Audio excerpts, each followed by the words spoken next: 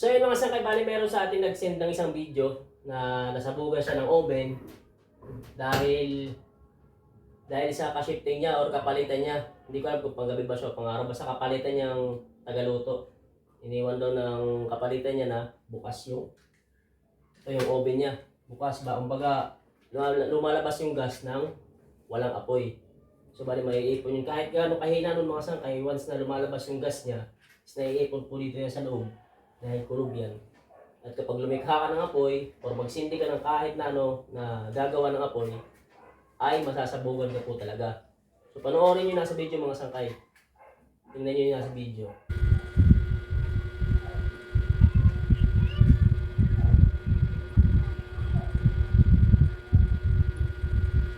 Hindi pa siguro malakas yung yung pagkakabukas ng gas nun. Pero kung malakas yun at medyo matagal na pabayaan, hindi lang ganyan ng yan, impact niyan, talagang malakas talaga.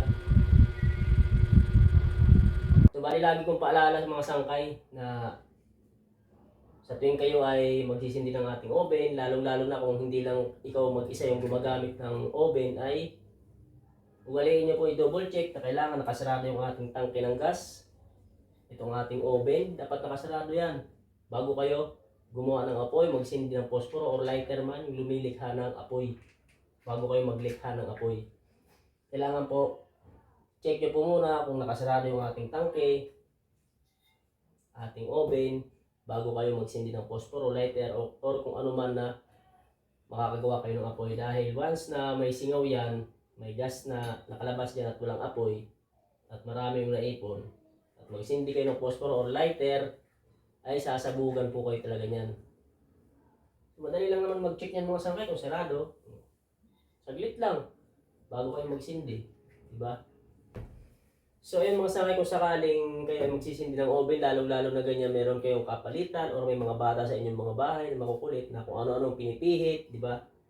Mas maganda talaga nakasarado yung ating tangke ng gas. Dahil ito dito sa tangke ng gas ay hindi basta-basta mabubuksan to ng mga bata dahil matigas to. Kumpara mo dito, malambot lang to. Itong sa na ating oven. Malambot lang to. Pag pinihit ng bata, mabubuksan yan. Kaya pati dapat ang gas natin, ang tangke ay sarado. At kung tayo naman ay magsisimula ng magluto, ay check muna natin mga sangkay. Check natin yung ating mga pihitan natin. Kailangan nakasarado yan. Kasi once na nakabukas itong ating gas dito sa ating oven at sumingaw yan kahit konti, hindi mo na malayan na may singaw pala. Kapag nagsindi ka ng posporo or lighter, kahit na anong bagay na lumili ka ng apoy, pag nakapagsindi ka at may singaw yan, sigurado pong sasabog yan, sasabugan ka yan. Depende yung pagsabog yan, kung marami ba yung gas na nakalabas o konti lang. Dahil kapag marami yung gas na nakalabas, malakas po talagang pagsabog yan. At kung sakali naman tayo ay tapos ng magluto, ay ganoon din yung gagawin natin. Isarado natin tangke. Napakalaga itong mga sangkay tangke talaga. Dahil ito, hindi ito mabubuksan ng mga bata dahil matigas. Sarado rin natin yung sa oven. Yan. Diba? Ganoon lang kasimple mga sangkay. Sana makatulong.